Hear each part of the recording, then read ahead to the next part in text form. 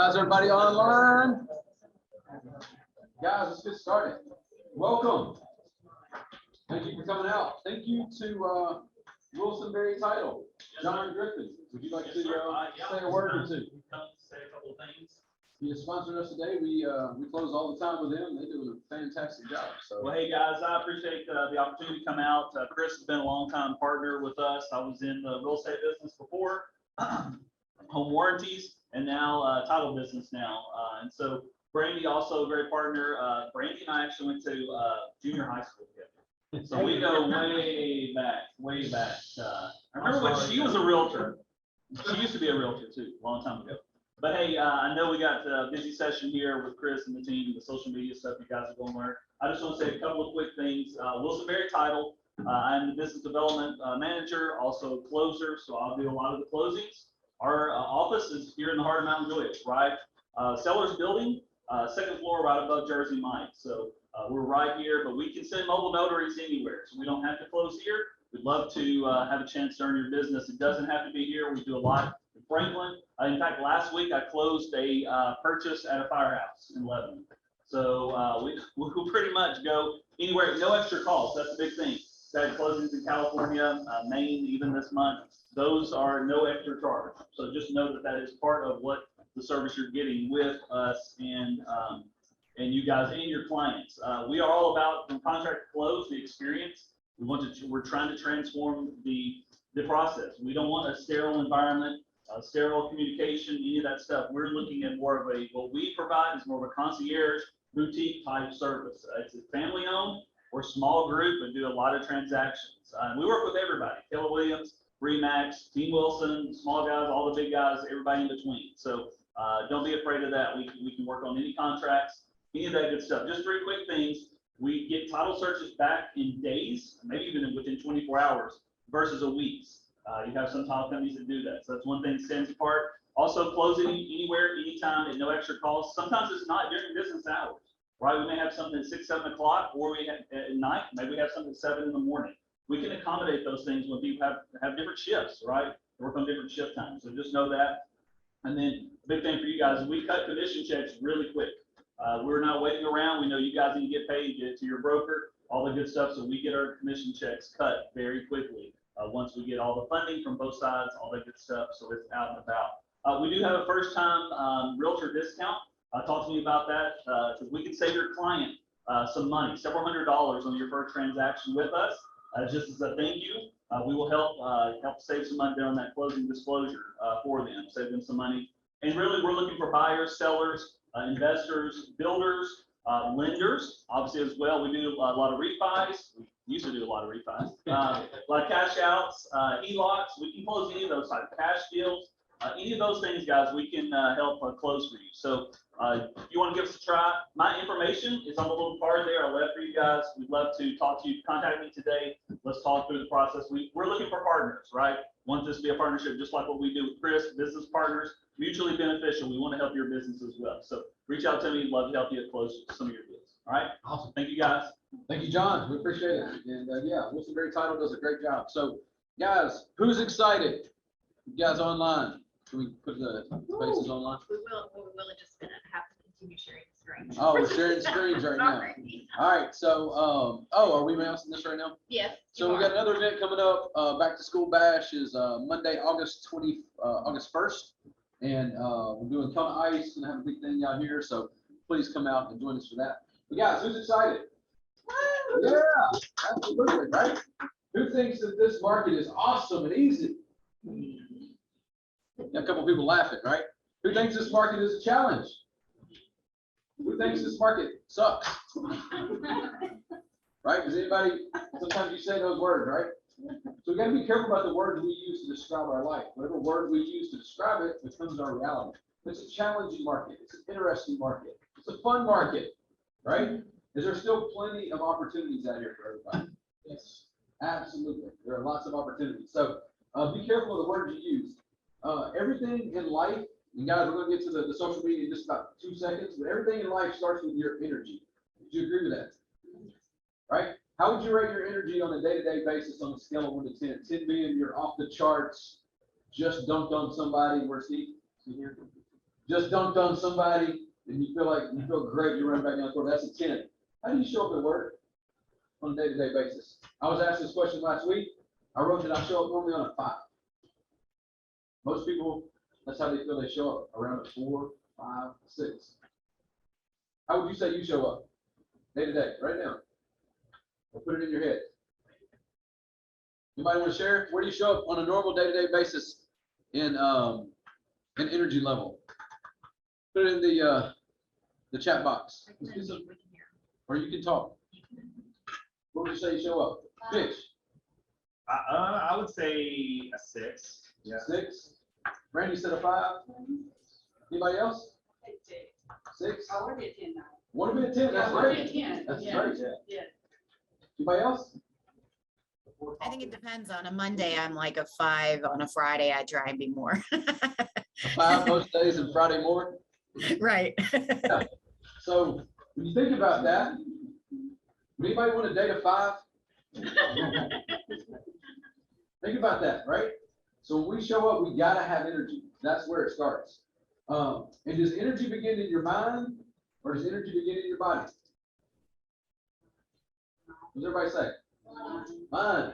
Mind. Anybody on mind? Mind. Mind. That's the normal answer you get. If you go to Tony Robbins, he will teach you, and he is 100% right. Energy begins in your body. You ever woke up in the morning like, man, I want to have a lot of energy, but your body's like, right? But have you ever felt bad and not got great, but you did a workout? Like, hey man, I gotta go meet my trainer. Like, I don't feel like going to meet my trainer, but you go meet your trainer and you move your body and you do every single rep. How do you feel when you're done? Totally different, right? Because your body has changed. So that's where you gotta remember, guys, when you feel down and you feel low, move your body. Get up, do some jumping jacks, right? Move your body, get that energy going, and then you can attack your day at a level 9 or a level 10 energy. If you attack your day and you meet clients and you take what you learned here today at on social media and you implement it at a 10 level energy, you're gonna get a lot more out of it. Last thing, guys, raving fans are what we're trying to create. Everybody agree? Hopefully we're gonna learn some stuff today about raving fans. Write this down. Satisfied customers go away. Raving fans stay. Satisfied customers are like, oh yeah, I bought a house with my realtor. It was good. It's all right. It's okay experience. Is that person going to refer you to their family member that's buying a house next week? And that family member is going to be like, Karen, I can't wait to meet because my brother-in-law said you're okay. Right? No. Yeah, you got to be committed to creating a raving fan experience, right? Especially right now when the market is more of a challenge. All right, guys, we are going to give it over to our speaker, which is already on the screen here. She is a social media guru. She's written books. She's amazing. I'm going to be taking notes, so I'm going to be all over it taking notes. So Karen, please take us away. We appreciate you much. Oh, thank you. Thanks so much. Hi, everybody. How we doing? We got to be responding at a level 10, right? So we doing good today?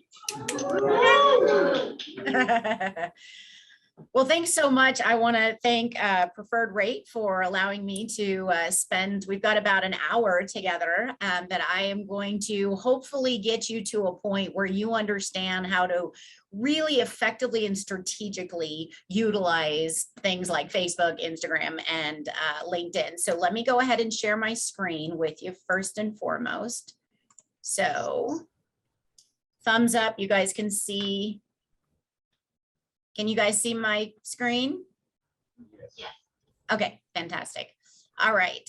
So just a little bit about me is that I started my company in 2010 prior to, I call it my past life, prior to starting my company called Behind Your Curtain. I was in the corporate world.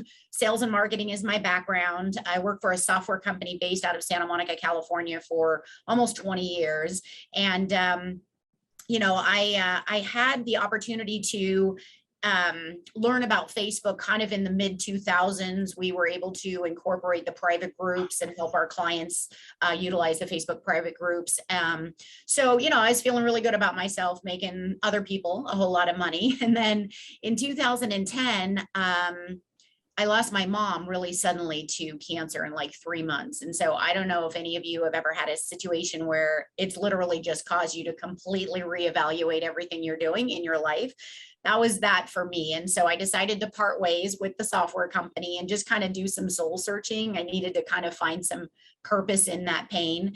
And so as a result, while I'm doing my soul searching, my next door neighbor has a nonprofit organization, and she came up to me and she's like, I've got a fundraiser and you're not doing anything, and you know that Facebook thing, and I need help. And so I was like, okay, why not? So fast forward 90 days, she had the event. It was a complete success. She raised lots of money, and the real estate agents that had donated the space for the event came up to me and asked me how much they could pay me to help them with their social media. And I was like, I'm going to get right back to you on that, right? Because that's like opportunity knocking right there. And that was 2010. And I feel very blessed and grateful to be able to say that, you know, 12 years later, I've been able to help hundreds and hundreds of real estate agents, authors, small business owners, just understand how to effectively and strategically utilize social media. So some things that I want to kind of talk about when it comes to social media, I think it's going to be probably some things initially that we probably know to be true about social media. When you are on it and you are using it appropriately and you look really good, it absolutely builds credibility. It helps give you increase of your exposure. You have access to a lot of data that helps you show up in front of your, what we call your target or ideal niche market. And it absolutely can generate leads if you're doing it appropriately and you have you know, a strategy in place.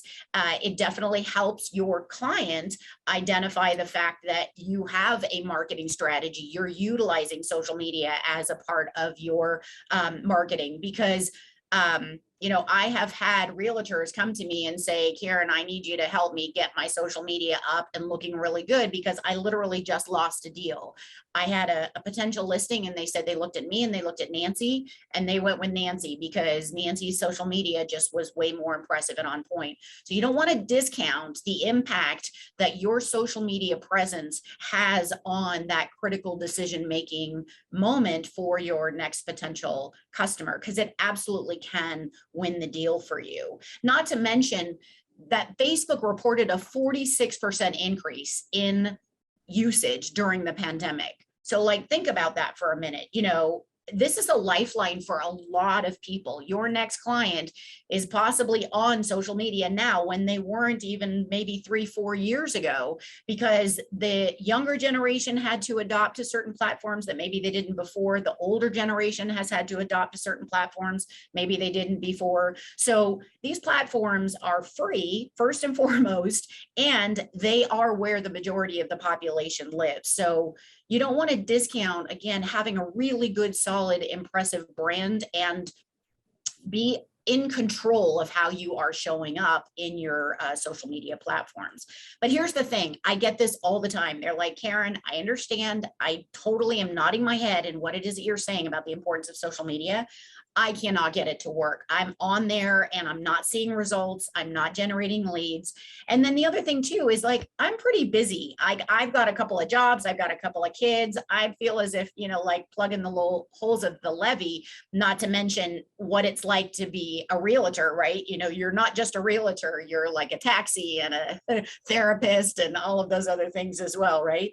And they say a lot of times, Karen, I get it, but I'm on there all the time and I feel like I'm a hamster on a wheel and I'm trying and I'm just not seeing the return on my efforts.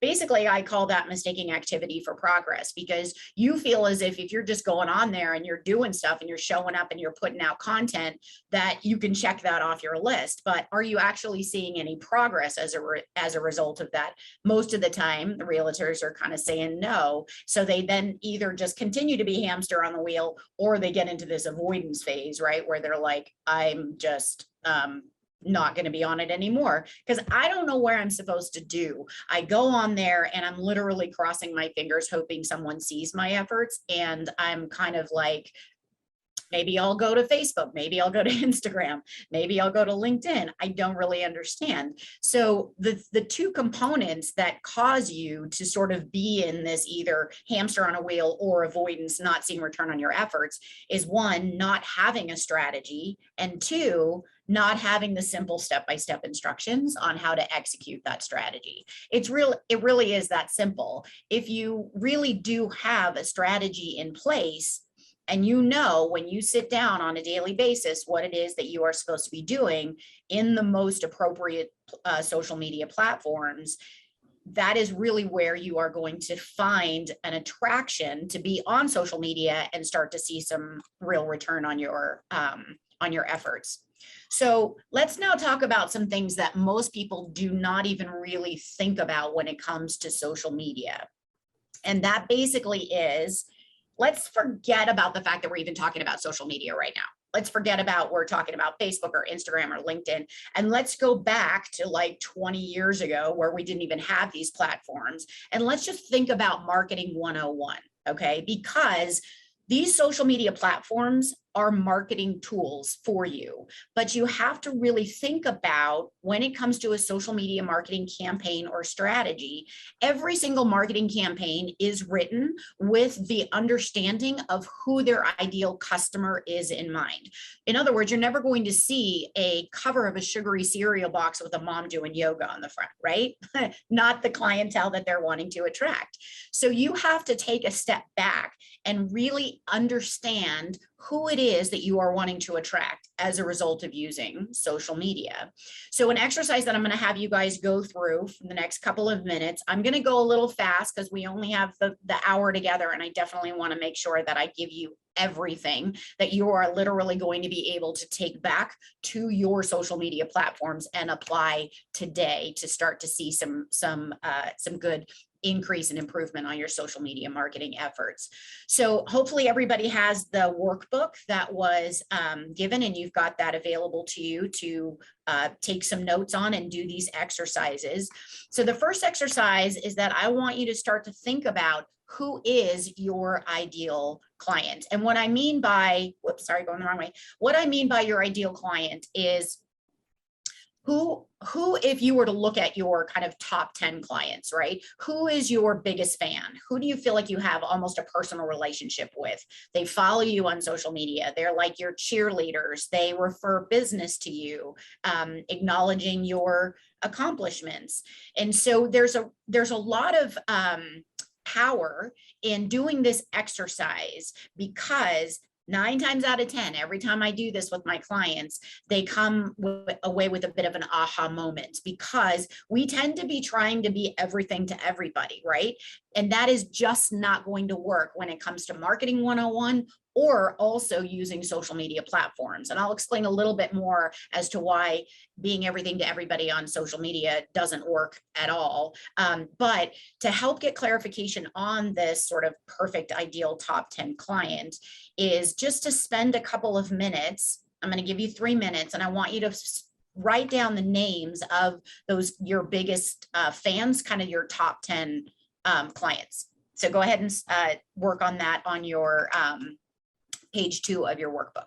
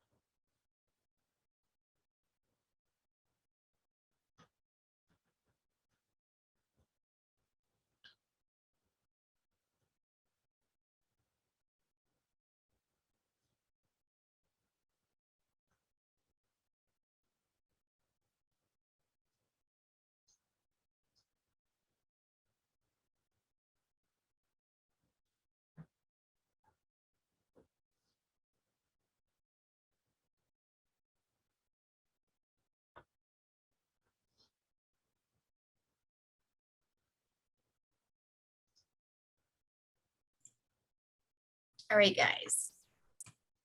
Just about wrapping it up, about 3 more seconds, 2 and 1. All right. Okay, so the next thing that's also going to help, well, that's obnoxious. Hold on. Sorry. Fix that for you.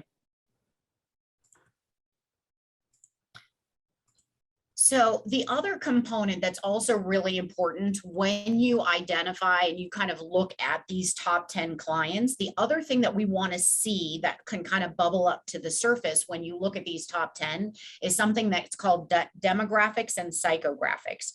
So demographics is like age, race, gender, profession, marital status. Are they married with the little kiddos? What is their kind of lifestyle? And then the psychographics is kind of, you know, where do they kind of hang out? Where do they spend their time? Where do they spend their money? And so thinking about the psychographics of this top 10 is where you're really kind of starting to build this ideal sort of niche market, target market. And some of you may have even heard this as like an avatar. So I want you to then go ahead and spend another couple of minutes. I probably won't give you the whole 3 minutes just because we do have some time limitations. So page 3, just spend a couple of minutes thinking about similarities of those names that you saw on the top 10, thinking about some, you know, age, race, marital status, profession, income level, geography, where are they residing geographically, which is really important for you as realtors. And then kind of think about their lifestyle and their behavior. You know, are they outdoorsy?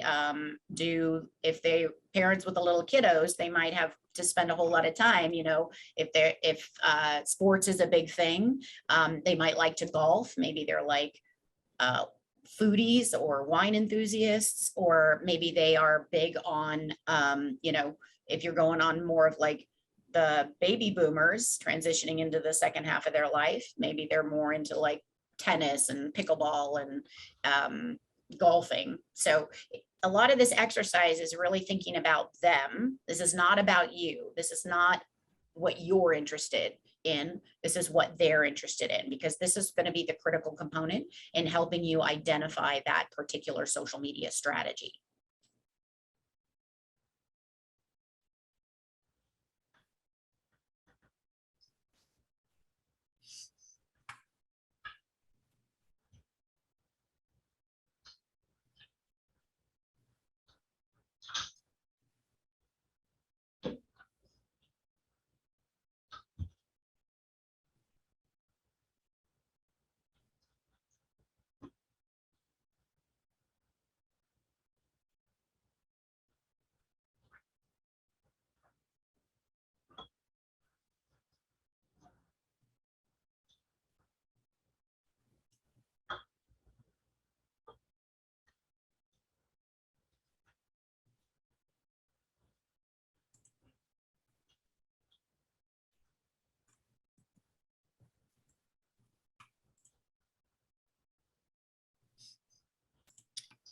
All right, so the next 2 components that are actually really also very important, one of the most important ones is if you've started to get clarity on, you know, kind of a target market, a niche market, if it's the, you know, the first-time home buyers, the younger demographic, or maybe the upsizers, their families are starting to grow and they need larger square footage, or again, maybe it's the baby boomers. If you're starting to see some consistency there, the other important component that you need to think about is what is the pain or the problem that you could possibly help solve for that particular consumer. So again, if you think about the first-time home buyers, probably a big problem that you could be helping them with is just understanding what is that whole process of being a home buyer going to be like. They probably have a lot of apprehension about, you know, what is their money situation? What does their credit look like?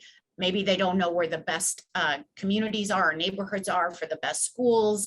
You know, there's a lot of kind of more hand holding that you're going to need to do for those first time home buyers versus maybe the baby boomers, where their problem might be like they got a whole bunch of stuff, right, that they've accumulated over the years. And maybe you could help them identify ways to do estate sales, or you've got resources to help them declutter, or maybe you can help them identify where the best top 55 and over communities are. So you don't want to think about the only problem, you know, that everybody has the same problem basically. And then the other thing that's also really, really helpful is when you start getting clear on who it is that you're wanting to attract, then you can also start to think about who are the other businesses that also cater to and attract that same demographic. So for example, if it is the baby boomers that are transitioning into the second half, you know, maybe they're looking for some good estate planners or financial planners, or maybe you've got people that are more interested in investment properties. So again, you might want to think about what are the other businesses that cater and attract to those clients as well. So let me give you a couple of examples of some clients that I have worked with over the years. So this is Joe. He's a realtor based out of Los Angeles, California.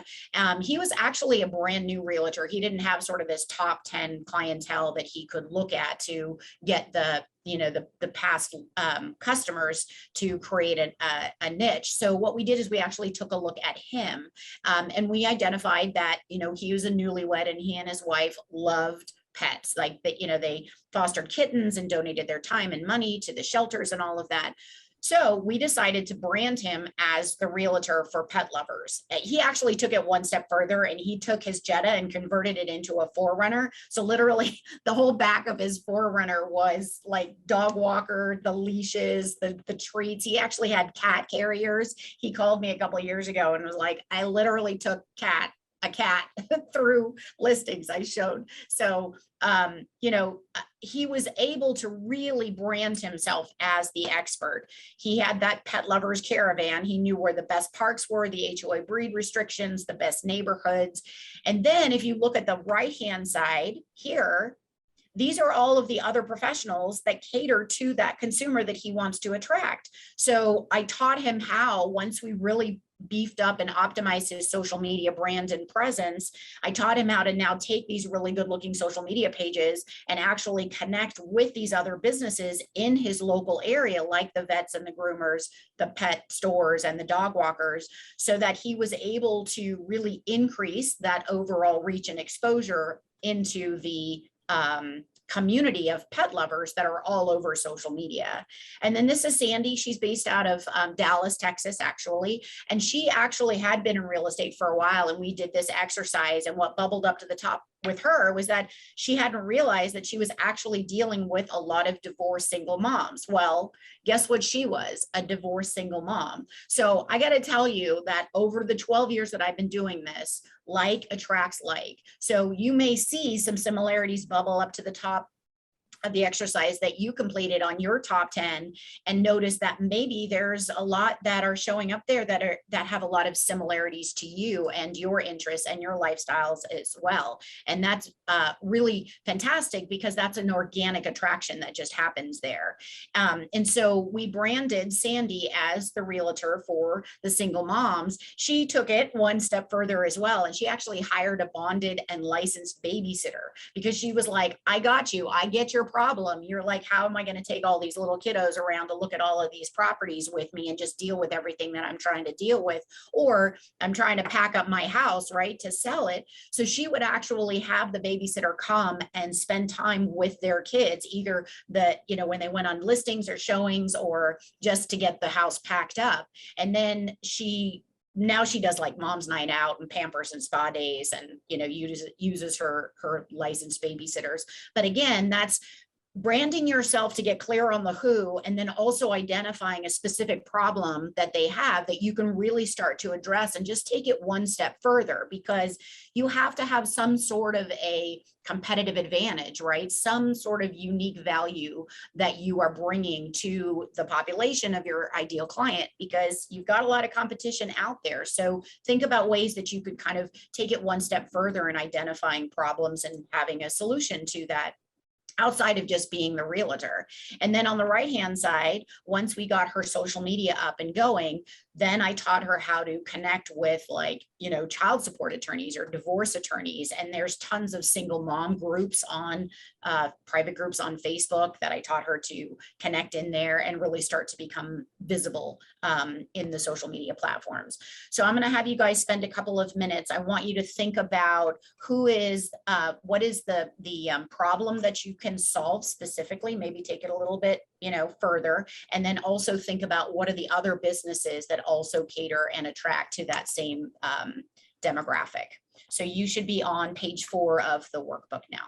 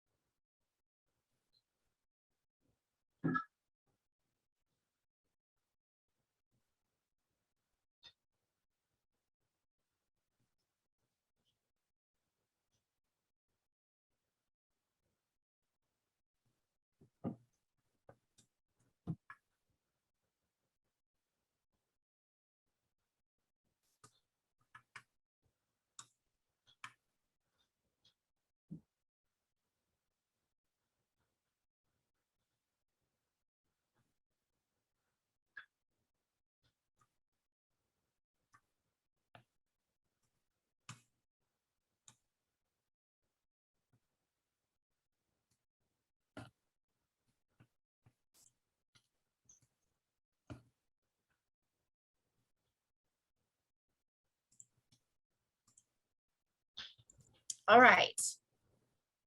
So having done that exercise, is there anybody either in virtual world or in the in person that has anything that they kind of had an aha moment? Did any new market or consumer niche sort of bubble up to the top for anybody that they'd like to share?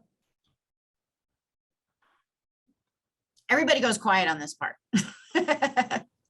How about you just raise your hand if you've got one? There you go. Okay, we've got a gentleman there in the black shirt. Yeah, one of the things on my list I noticed is we're all around the same age. So all of our kids are either moved out or moving out. So the ideas of, there's multiple ideas that popped up into my head. There's transitioning into empty nester homes, but also even coming up with ideas for how they could utilize the space if they don't want to move, so that you're a resource for that, at least until they're ready to make that decision. So a couple thoughts like that. Resources, I just put research because I don't know yet, but Yeah, that's great. So it's just kind of getting you to start to think about ways that you could be adding a little bit additional value, right, to the clients, because so much of it is how do you stay in front of them, right? How do you stay relevant and continue to add value when maybe they're not ready to list or buy right then and there? So yeah, that's a fantastic idea, and it's just kind of got the wheels moving for you a bit, right? like, That's great. Anybody else? Do you want to just raise your hand if this was helpful to you? Do you feel like you got some good ideas on that? Okay, great, fantastic. Okay, so we've got about 20 minutes left. So what I'm going to talk about now is we're flipping back over to actually talk about social media platforms now. So at this point, you kind of have a good idea and understanding of the fact that you cannot be using social media platforms to be in everything to everybody. And I'm going to now talk about why that doesn't work when it comes to social media platforms. So whenever you're using any social media platforms, there's always two markets that you want to make sure that you are taking into consideration. There's the market that knows about you. So we call those the buyers. So these are your friends and your family members and your followers. And then there's the market that doesn't know about you. So they are out in social media land. They might have a need for your service, but they don't know about you yet. And really the two things that control how you show up in front of either one of these markets, the first one is the search engine. So every social media platform has a search engine. And if you are understanding how to effectively optimize your social media pages so that you are feeding the search engine with the information that it is needing, that is what helps you ensure that you start to show up in front of the social media population that might be seeking and looking for your particular service. And then the other component that controls how you show up is something that's called the algorithm. This tends to be a big, huge mystery to most people when it comes to algorithm, but the algorithm is basically a formula, and it is written and it's running behind the scenes on every social media platform. And the algorithm in every social media platform has one primary goal, and that goal is to make sure that it keeps the user community happy. Because if they become unhappy, then they start to leave. And one of the ways that the algorithm ensures that it keeps the user community happy is by ensuring that the information that shows up on the newsfeed of every single user is right in alignment with what that user has an interest in. So you and I are dictating all day long what we see show up on our newsfeed, because we tend to post about and engage with content that is right in alignment with our interests, right? So the algorithm is basically monitoring the behavior of every single individual user. Seems very big brother and kind of creepy, but that's just the reality of it. And it even spills outside of social media. You go to Google and search for a pair of shoes, guess what's on your newsfeed when you come back, right? And so once the algorithm starts to get a sense of what a user has an interest in, because Zuckerberg is spending millions of dollars on predictive behavior analytics, once it gets a sense of what a user has an interest in, it actually scans the millions of social media pages and business pages, looking for pages that produce content that it believes might be in alignment and of interest to that particular user. The problem is, most of you are probably using your social media pages to be in everything to everybody. The algorithm does not have a profile called an everybody, right? It has the profiles of the younger demographic, the older demographic, the pet lovers, the single moms. So that's why you have to get clear on the who it is you're wanting to attract. And then the other important component is where they are geographically. So again, the more clear you can get on who you want to attract, and then get clear on where they are geographically, that those two elements right there, if you can get clear on that, is going to be a significant game changer in how you are showing up in front of the right population and actually showing up at all. Because if you're trying to be in everything to everybody, the algorithm's like, I don't know who you want me to put this content in front of. So help me help you be seen. And so that's why it's so important to get clear on the who and also the where. And when I talk about the where, it's kind of the analogy of if you think about the visualization of the dartboard, right? You've got the wide ring, and then you've got the center ring, and then you've got that bullseye in the center. The bullseye is like the hyper local geographical area that you want to start to show up in front of. So, you know, I believe that there's a lot of you that are on here that are in Tennessee, Mount Juliet area, maybe Nashville area. So you kind of want to think about, you could say Nashville, but are there smaller pockets in that area? I don't know the size of Mount Juliet, but if there are smaller pockets, the better you can get, the smaller you can get on the hyper local of the where, the easier it is for you to start to show up in front of that hyper local population and really show up in a way that is like, wow, you know, this agent, she's really got, or he's really got his or her finger on the pulse of what's going on in this hyper local area. And the concern and the question that I get all the time is like, okay, Karen, I understand that you're saying that I should get, you know, really a hyper focus on the first time home buyers that are in this little pocket geographical area. But I don't want to miss out on the baby boomers and the upsizers, and maybe they're not in that geographical area.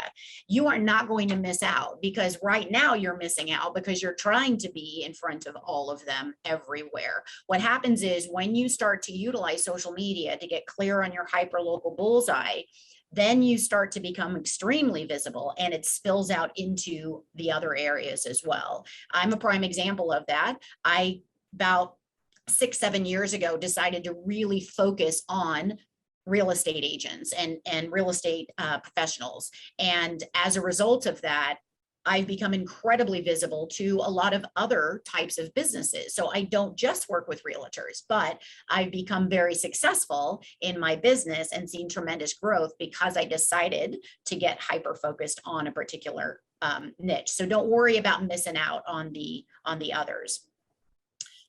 Okay, so here's what I want to do is I am now going to walk you through Facebook, Instagram, and LinkedIn. And I'm going to give you some things that you can do when you go back today to optimize your Facebook business pages, your Instagram business page, and your LinkedIn profile to help feed the search engine and the algorithm so that you can actually start to kind of be seen. However, step one is you have to know who and where you are wanting to attract when you go about doing this. So I'm going to hop over to Facebook now. And, you know, one of the things that you want to think about, if we go over to, so you're on page 5 of your workbook, is when people come and look at your social media, you want to make sure that you are showing up in a way that is very impressive, right? So you don't want to go through this whole effort of like being the shiny object and getting their attention, and then you draw them over to look at you and they're not impressed with what they see. You know, you've got like maybe just a picture of a house and some words, and a lot of times they're cut off or not in focus, or you've got a picture of you that's not that professional. But you have an opportunity to really create a very kind of that wow factor, first impression competitive advantage when people come and look at your social media. So you want to make sure that you're showing up and it looks very cohesive across all of the platforms, right? So that they know that if they search for you in Facebook, they're going to find you easily. If they search for you in Instagram, not only are they going to find you easily, but they're going to see the same consistent brand, same colors, same messaging. And that really does make a difference, not only in feeding the search engine algorithm, but also making that, you know, first impression to those that are going to be visiting you. And you have an opportunity of communicating in how you are optimizing your page to the consumer that you're wanting to attract. So this example that I'm about to show you is a realtor that worked with me and went through my program. And he basically really want to attract the military. So this is what we have for him on his header banner image that we created. There's no question, right? You go to Alan Davis's Facebook page, you know what Alan Davis does and who he does it for. And so this is kind of the things that you can do. You have a really wonderful opportunity when you draw them over to take a look at you and how you are showing up. So don't discount the power and the importance that you have of this header banner image. Or if you're more like, you know, I don't really have a specific like who to the extent that it's military, you definitely want to make sure that you are communicating the fact that you are professional. So this is another client. This is a team Starry group in Yorkville, Illinois. So we're communicating who they are, you know, what they do, where they do it. We have a lot of the inventory that's representative of the geographical area in the header banner image as well. So don't discount the impact and the importance of having a really good looking social media brand and presence. Okay, so let's talk about the algorithm when it comes to Facebook business pages. So remember how I said that the algorithm is like profiling every single individual user and then it goes and scans the business pages. So when it scans the business pages, there's 5 questions that the algorithm is wanting to get answers to. So number 1 is who you are, and this is what you can fill out in the top of page 5. Number 1 is who you are. Number 2 is what you do. Number 3 is how you do it. Number 4 is who you do it for. And number 5 is where you do it. So you've got who you are, what you do, how you do it, who you do it for, and where you do it. So I'm not just making it up, right? I'm not just saying, make sure you know who and where and all of that stuff. This is the information that the algorithm is needing to be able to profile your page.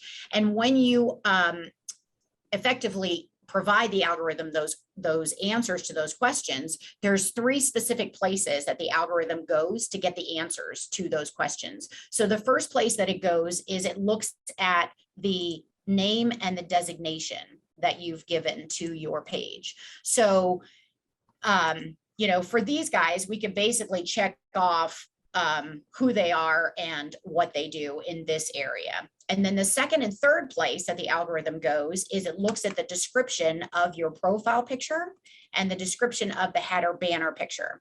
So I'm going to double click on this header banner picture, and you'll notice on the right-hand side that this is a client that's gone through my program. We have done all of the keyword research, all of the hashtag research, and we've basically written and populated their social media bio for them. Not so much for the eyeballs, but this is really populating a lot of the keywords that the algorithm is looking for to get the answers to those 5 questions. So think about probably 90% of you, if you clicked on the description of your header or profile picture, it's probably empty. And that's okay, because you didn't know that that's a critical area for the algorithm to seek the answers to those questions for you. So just spend some time writing out what we call your social media bio. And so on page 6 of your workbook, I'll tell you kind of the critical things that you want to make sure that you have in your bio. So think about the keywords, right? That's going to answer those 5 questions. And then you also want to basically have what's called hashtags. So hashtags are, just to clarify, they're either a single word or multiple words that have been strung together with a pound sign in front of them. So once you put a pound sign in front of a word, it becomes a clickable link. And then that turns the text into this dark black bold text. And so one of the benefits is that for the eyes that scan it, if they wanted to read, they could literally just read the hashtags and get kind of an abridged version of what it is that we're wanting to communicate. But the other reason is that hashtags get you search engine optimization. So if someone is searching for a realtor in Yorkville, Illinois, this is actually going to show up higher for the Starry group because we use those keywords as hashtags. And then the third benefit is that in Facebook, about 2 years ago, Facebook unlocked functionality with respects to hashtags, meaning that now in Facebook, every single hashtag has their own page showing every single post that contains that particular hashtag. So by using a very strategic list of hashtags in all of your, not just your social media bio, but in all of your social media posts, that ensures that your content will not only show up on your Facebook page, but on all of the other hashtag pages as well. And so, don't discount the importance of using hashtags, because it absolutely can help increase the visibility and reach and exposure. And I'm going to talk a little bit more about hashtags in a moment. So things that you want to kind of do on a consistent basis, and I know I'm kind of running through this fast, so good thing this is being recorded. So things you want to do on a consistent basis is, when you're on in Facebook, is definitely post content that is going to be relevant to the who, right? So you guys tend to post a lot of content that's relevant to real estate. That's okay, but that's not scroll stopping type of content, right? So this is all about stopping the scroll so that you get the attention of the consumer. So again, if you think about Joe, the realtor to the pet lovers, do you think he was posting a lot about real estate, or do you think he was posting a lot about content about pets, right? It's all about what they're interested in. So it's not about you, it's about them. So start thinking about the type of content that they would be interested in and posting that information on your page, and especially the hyperlocal area. So find businesses that are in your local area on Facebook, engage with those pages as your business page, share the content from them. So a lot of times you could find businesses that, maybe there's a summer event that goes on. There could be an annual big event that you guys have. Maybe there's, family events that are going on. This is how you show up in your area as that expert, not just pushing real estate all the time, but really showing up in a way that you're adding value, because you're constantly communicating everything that's going on within your community. And then just make sure that you are responding and engaging with your community as well. You want to do this 99% of the time, not as your personal Facebook, but as your business page. And I have a lot of realtors that are like, I get way more engagement on my personal page than my business, Karen. And I'm like, yeah, I'm pretty sure I know why. It's because you're probably using your business page to be everything to everybody, and you're not helping the algorithm, you're not feeding the algorithm with the information it needs to help you be seen. And you're kind of losing out on the opportunity of your Facebook community knowing you as a business if you're just using your personal as your business. And you need to be really careful, because Facebook has gotten very, very stringent and is shutting Facebook accounts down if you are using your personal page too much as a business page. So definitely be careful about that. Okay, so now I'm going to hop over and show you some things that you can do to optimize your page in Instagram. Because again, in Instagram, we also have the search engine and we have an algorithm. So I'm going to hop over to Instagram. So this is another realtor that is working with me. And one of the things that you want to make sure that you are doing in your Instagram bio description. So this is called a bio page. This is the description right here. So make sure that in this area that you have identified your critical kind of information, right, that people are going to want to know about. So make sure that your profile picture is a picture of yourself. You don't necessarily want to have a logo. People identify more in Instagram with people than they do businesses. Make sure it's a good page. It's not blurry. Your head's not, all cut off. And then you want to put in relevant keywords relevant to who you are and what you do and where you do it. And then the other is convert those keywords into hashtags, because hashtags in Instagram are really, really effective in helping you show up in front of a larger population, because Instagram users can follow other users, but they can also follow hashtags. So if you're using that same list of strategic hashtags in that we talked about for Facebook, also use those in Instagram, because that means that your content will show up on your Instagram page, on the hashtag pages in Instagram, but also potentially on the news feed of the Instagram users that are following those hashtags. So definitely make sure that you've got some hashtags in your bio as well. We also add little emojis in here, which, they just kind of add a little bit of character to it. They kind of draw the eye into where it is that you want to want them to take a look at. And then you also put your contact information in there, because this is kind of difficult for people to find. You have to kind of drill down into the contact. So big goal here is, make it easy for them to find you, have them be impressed with what it is that when they get there, what they see, and then make it easy for them to actually reach out and connect with you. And then you also have the opportunity to put a website link in there. Now I'm going to speak just a little bit about kind of the limitations of the website link in Instagram, because in Instagram, unlike Facebook or LinkedIn, you cannot copy and paste a clickable link in your Instagram post. There's only one place that you can have a clickable link, and that is the link that is in your Instagram bio right here.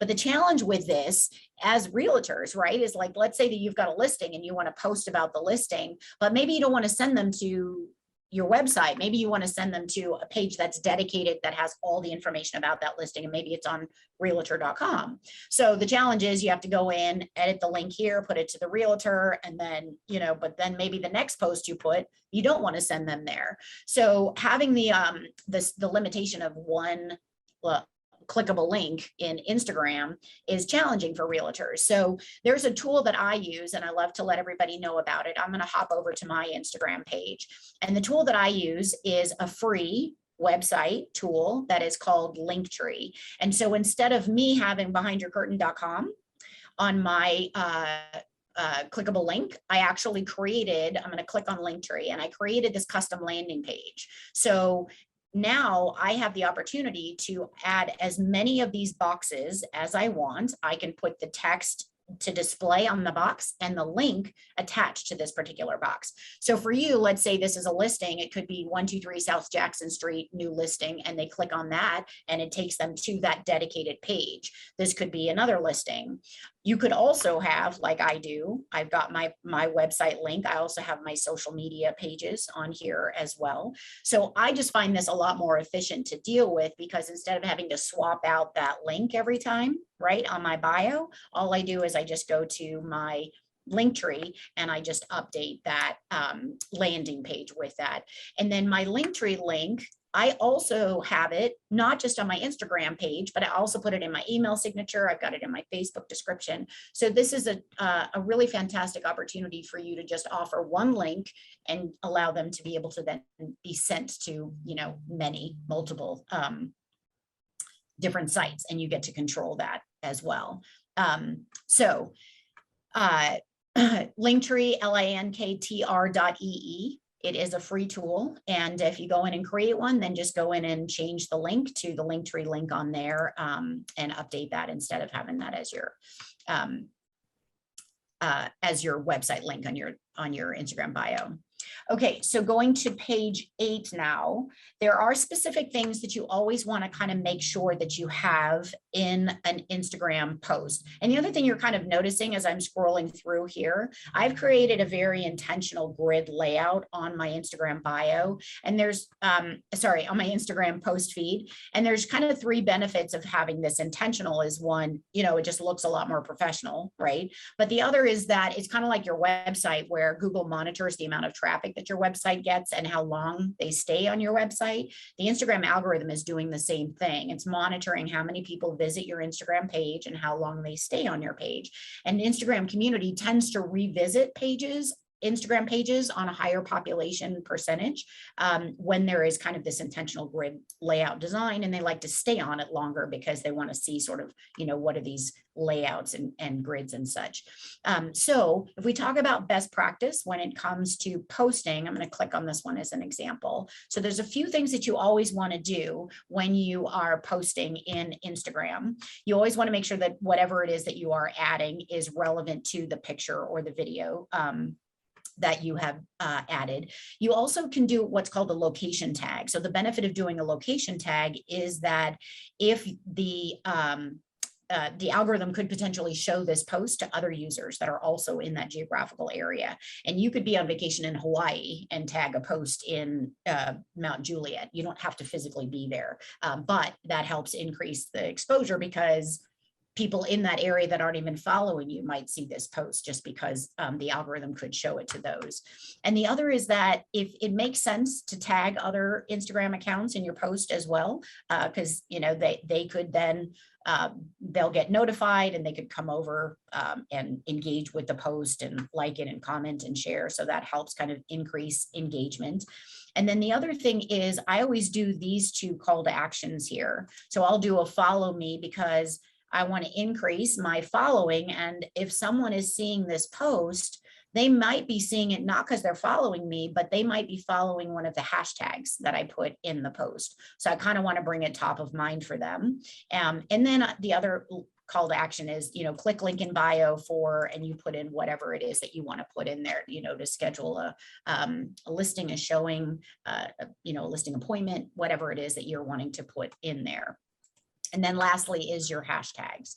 So talking a little bit about hashtags, the strategy in building your list of hashtags, there's a maximum of 30 that you can have, is you kind of break it down into percentages. And you'll see this on the bottom of page 8, that there's about a percentage of it that are relevant to who you are. So, your branded hashtag, your name, and then also some relevant to what you do, and then also a percentage relevant to where you do it and who you do it for. So do not build an entire list of hashtags that's all about real estate, because again, it's not all about you. Have some that's relevant to real estate, but then think about who it is you're wanting to attract and start to put some hashtags in there that they might be using. Right. So if you're in Mount Juliet, you could say like hashtag Mount Juliet living, or just hashtag Mount Juliet, Tennessee, or, like go in and see what hashtags are popular and which ones are being used. Because if all you're doing is using real estate hashtags, the only other population that you're going to show up in front of is other realtors. And that's not the goal here, right? The goal is to get in front of your community and your local community, so that you're able to, really start to increase the visibility and the community's awareness of you. And then the other way that you can kind of connect with, so if we're going to page 9 on your workbook, how you can start to strategically increase your following in Instagram is go to the hyper local hashtag pages in Instagram. So in other words, if we go up here and we type in hashtag Mount Juliet, so you'll see what's happening down below is there's a drop down menu that is matching what it is that I'm typing. And so, you could say, oh, 93,000, maybe that's not a whole lot, but actually it's not about the highest volume when you're wanting to get in front of the bullseye, right? So if you think about, if you did like just hashtag realtor, that's probably got millions of usage and posts, and that's the wide ring of the dartboard, which is okay, but we really want to get you in front of the bullseye so that you're actually going to start to become visible. So I'm going to click on hashtag Mount Juliet, and now we are going to the page that's dedicated to showing you every single post that contains that hashtag. So once you build your list of 30 strategic hashtags that we just talked about, go to all of those pages and follow them as well. Because when you start to follow these hashtags, then your Instagram newsfeed is going to start to populate with a lot of content, right? That is going to be relevant to who you are, what you do, and who you do it for, and where you do it. So you'll just click the follow button, and then you'll be following those hashtags. Now, when you go to the hashtag pages, there's 2 sections that always show up. One is the top post, and there's 9 that fall in there. And then there's most recent. Just focus on the top post, because what constitutes a top post is the amount of engagement that post received and the number of followers that the Instagram account has that posted that. So just go and look at these posts and see who the accounts are, if you want to follow that account, if you want to engage with that, because the more that you engage with those top businesses and accounts in Instagram, the more visible you're going to become to them. They'll start to follow you back and all of that. I do not recommend that you follow a whole bunch of other realtors, because again, that's not the goal, right? The only time you should be following realtors is if maybe you are interested in building a relationship, like a referral relationship with realtors that are outside of your area. So if you were wanting to really have, if there's a geographical area that tends to send buyers to your area, then you could go to hashtag Chicago realtor and see who the top realtors are there and start to engage, but doesn't help you to increase your following in your local, backyard, right? So if we just kind of talk about things you want to do on a consistent basis when you are in Instagram,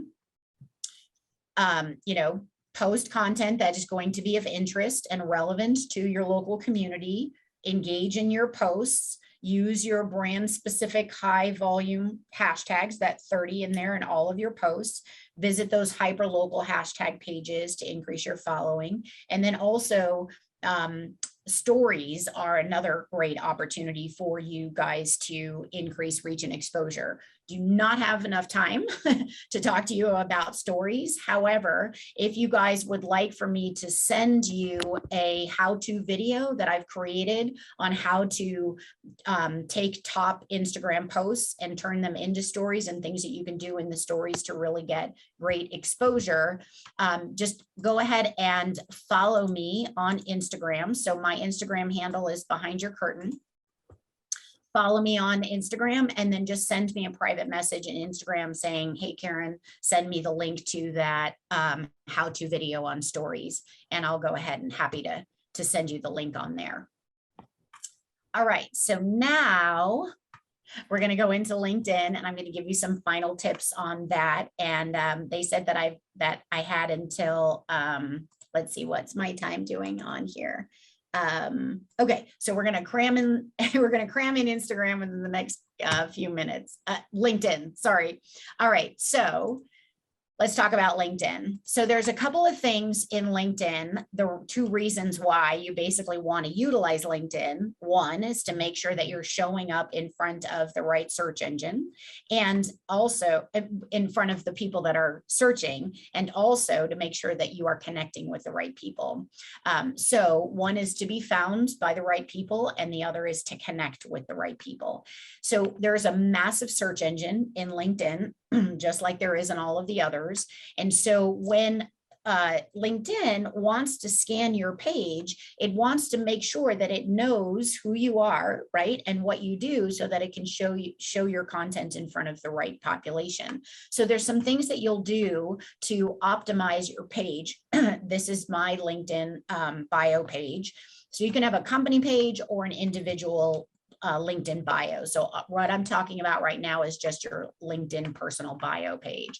So on page 11, there are the 8 things that you can do to kind of optimize. The first thing is your custom URL. And that basically is this URL right up at the top up here. So out of the gate, when you first create a LinkedIn profile page, LinkedIn will just create some ancillary URL for you. It'll put a bunch of dashes in your name and some ancillary text and letters. So go into the edit public profile and URL here and change that to the custom URL so that it contains keywords about you and who you are and where you do it as well. So that's going to help your information really show up in front of the right search engine results. And then the second place is making sure when you go into edit public profile and URL is make sure that your visibility is set to public, because I don't know why, but by default that when you create an account, it tends to set it to just your network, which really isn't helpful because you want to make sure that you're coming and showing up in front of everybody in LinkedIn that might have an interest in your service. And then the next place that the search engine goes to scan is your title.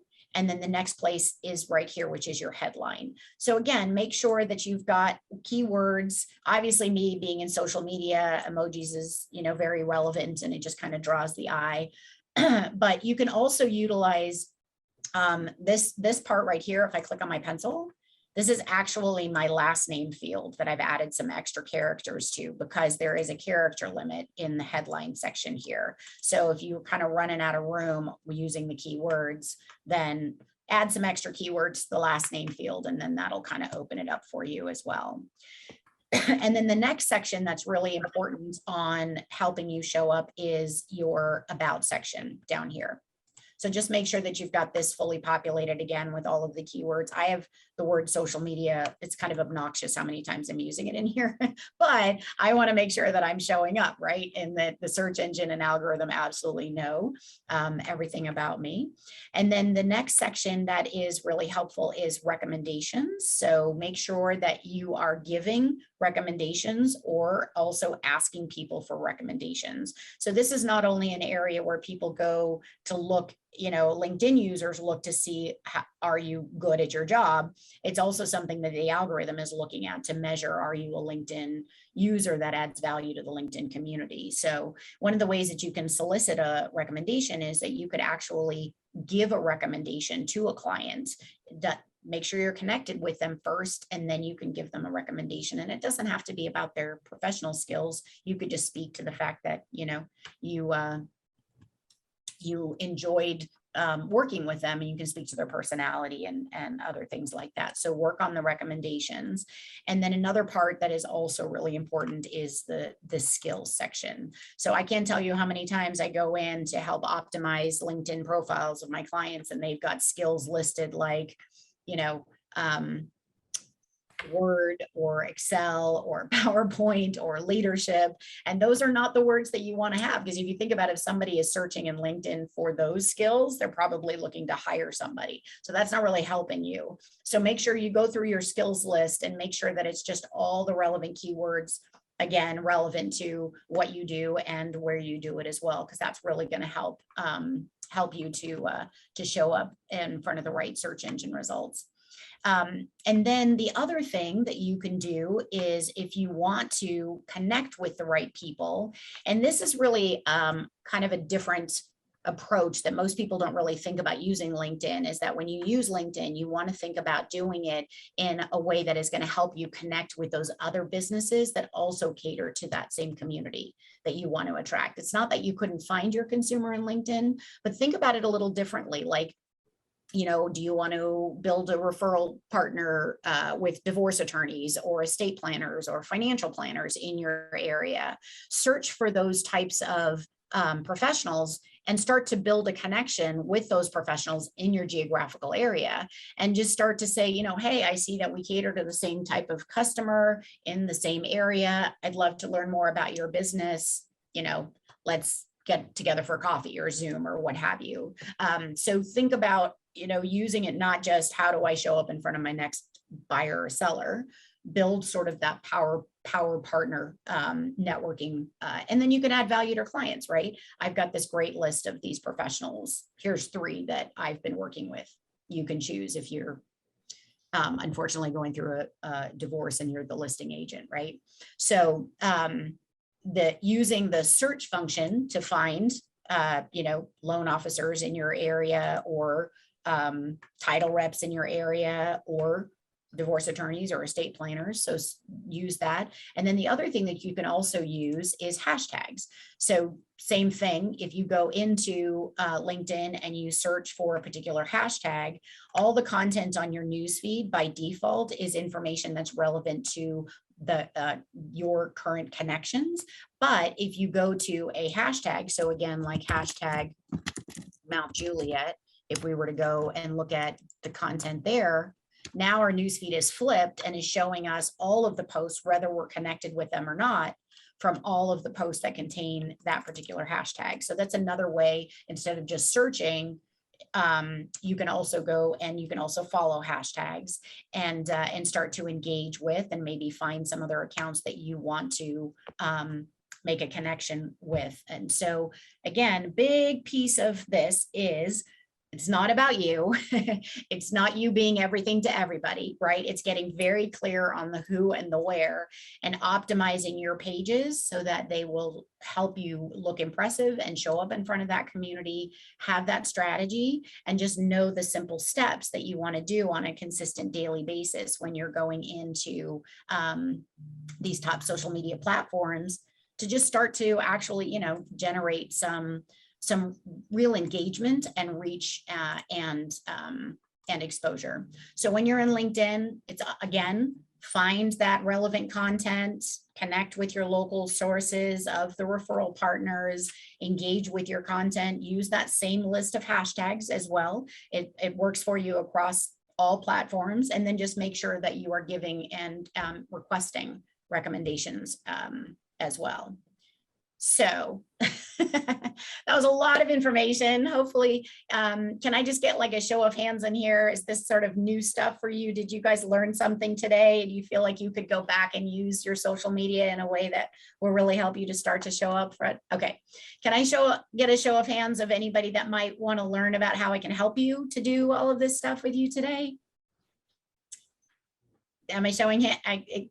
Sorry, I can't see the, it's getting a little stuck for me. Hold on one second. Okay, can you guys still hear me okay? Good. All right. Fantastic. So a couple of minutes, I'm just going to talk to you about my program. So what I have is basically, it's called a 30-day social media facelift program. And this is where you and I would work one-on-one together over a 30-day period. I help you get the strategy. I help you get clear on unpacking that who, helping you get clear on the keywords, the hashtags. And then once we identify your strategy, my team goes into the top social media platforms and we do that complete optimization for you, right? So we're making you look really good. We're basically doing what I call cleaning the house before we invite the party guests over. So we're going to clean the house for you and make you look really, really impressive. And so how that works is it's done through multiple Zooms over a course of about, I say 30 days, sometimes it spills over into 60, but we are going to be, and it's always working one-on-one with me. The nice thing is all of the Zoom calls are recorded. So a lot of the training that I give you, and literally I've scratched the surface on what you get today. I've just scratched the surface on what you get working one-on-one with me. This is a realtor that went through it. She was like, I was clueless about social media. She went through my program, and Sylvia actually ended up getting 2 listings. And I'm not saying I'm a magician, right? She just knew who and where. And when she started utilizing it, she actually really started to show up in front of the who and the where. Carla got a couple of closings out of it. This is a broker that we helped him really start to show up in front of a particular demographic, did a presentation to his office. So here's how it works. It depends on how many platforms you want to have me help you with. If you do Facebook or Facebook and Instagram or Facebook and Instagram and LinkedIn, you get the strategy. It's all done for you. It's done with me training. There's a couple of other things that you get as a bonus as well. And this is also showing you, this is an agent, a realtor actually here in the Denver area, that she wasn't even done with the 30-day program. And she went from being seen by about 500 to almost 9,000. Again, I'm not a magician. I just know how to feed the algorithm and really help you start to show up in front of the right community and actually generate some leads and some business. And some bonuses that you get, because we want you to look impressive and we want you to show up in front of as many as possible, is I get you 2,000 likes on your Facebook business page. And I also get you 2,000 followers on your Instagram page as well. And then another bonus that you get is this beautiful custom video that we create for you. So this is another agent also that went through the program. He's in the Washington, D.C. area. There's no question who it is that he is catering to and attracting, right? So we also create this marketing video for you for Facebook and Instagram. And video is huge, so we know that everybody gets a lot more reach and exposure and engagement when you've got some really good high branded quality videos as well. So here's what I'm doing for you guys today. If you really want to take advantage of this, I'm going to give you all 3 platforms for just the price of one. Does that sound good? Yes. All right, awesome. So for today, and you guys have to take advantage of this today because it's just me, right? So I never pass you off to anybody else, but I want to be able to work with all of you. So you have to kind of hop on this now. And wonderful thing with technology is all you guys have to do is grab your cell phone. Go ahead and grab your cell phone. Go into your camera and take a picture of this QR code. And you guys on Zoom can do this as well. Grab your QR code. Take a picture of your the QR code with your camera, and then it's going to basically pop open a link, and you'll click on that link, and it's going to take you straight to where you can grab this particular special offer. Again, everything that you're going to get is me one-on-one. We're going to make you look incredibly impressive. You're going to have a strategy. You're going to have sorry, let me put that back. The simple step-by-step instructions on what you do on a daily basis. And, now is the time, quite honestly, because we all know that the market is starting to fluctuate a little bit. So it's not as, fluid, I should say, right now. So you want to definitely take the opportunity to make sure that you've got your social media, and you don't want to discount the fact of how you're showing up, because it absolutely makes a difference on whether or not that next potential client of yours is going to use you or possibly someone else. So sorry, I went a little bit over on your time. I hope it was worth it for you, and you guys learned a lot today. So I will go ahead and open it up for any questions if you guys want to ask any questions, anything that you guys have about what I talked about the presentation, or you're just on complete overload. Stop talking, Karen.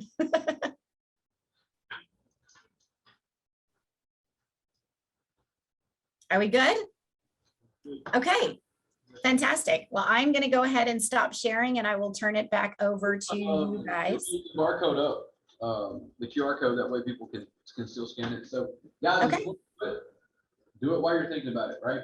A lot of people, they get to the point of like, man, this sounds great. I should do this. I'm totally going to do this tomorrow. I got to talk it over with somebody. I got to do whatever.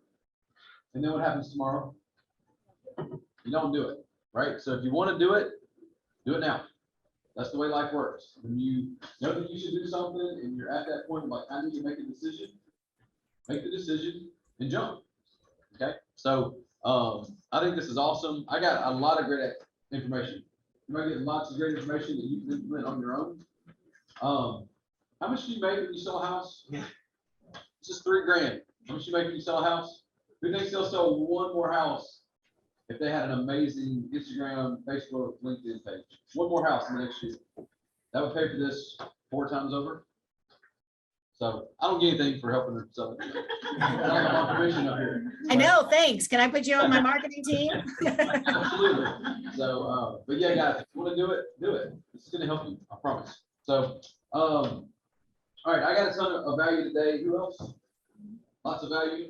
Guys, we want your referrals. That's how we get business. I am here to bring you value, right?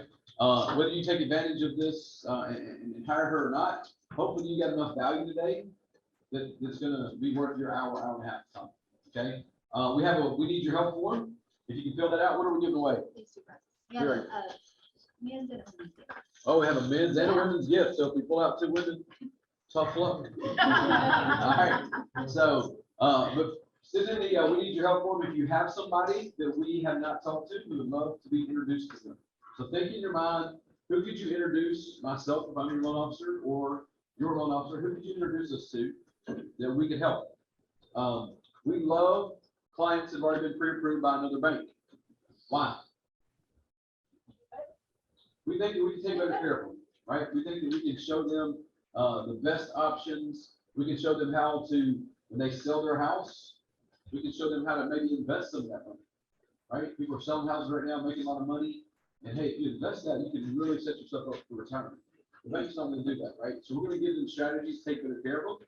We're going to win most of those. If you have somebody that's with the big banks, the Quicken Loans, the online lenders, please have them get a second opinion from your local loan officer that you trust. Okay. When you do that, we'll take over from there. We'll make you look great. We'll help you win the offer. How easy is it to win an offer right now with a big bank? pre-approval letter. An out-of-state lender pre-approval letter. It's hard, right? There's 3 offers on the table. Even if there's, the only offer on the table, the seller's still like, oh, you have to deal with who? California, what? All right, so get that local pre-approval letter, will help you win.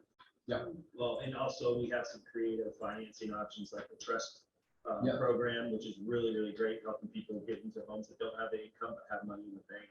Yeah. We have, investor loans we talked about today. We also, TBD underwrite. Yeah. So a couple things that Mitch is sitting on is, we have some special programs. If you have somebody that has assets, who knows somebody that's self-employed that doesn't show a lot of money on their tax returns? Right? Sometimes we see that, right? Like, they don't show up, but they have some cash. If they have 100,000, 200,000 in the bank or invested, we can set up, where we can get income from that, even if they're not of retirement age. We all know that we can set up income when people are retired, but we can set it up when they don't. It's a special program. We also have something we just rolled out. It's a 2-1 buy down. Let's say rates right now are in what, the high 5s, maybe, right? Who would like to be able to have their client closed in the high 3s right now? Okay, so we have an option where if the seller will pay some closing costs, 2 sellers will pay some closing costs right now. It's coming. I'm saying it, right? It depends on how they're pricing the house, but sellers will be paying closing costs. So right now, they can buy down the interest rate for the first year by 2 points. The seller can pay for it. So it starts out at 3.99. Let's say the rate's 5.99 today. Start at 3.99. The second year, we'll go to 4.99, and then it will be the standard third year 5.99. What's probably going to happen, we can't promise, what's probably going to happen in the next 12 to 24 months with rates? Go back down.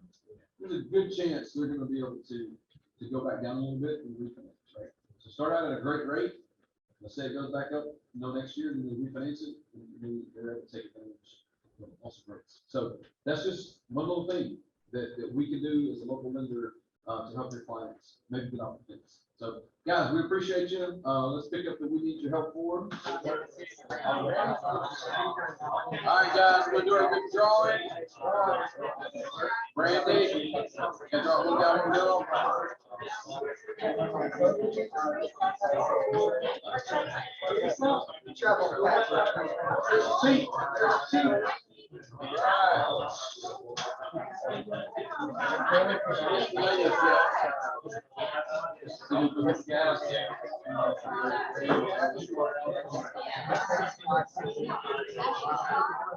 Ashley Scott.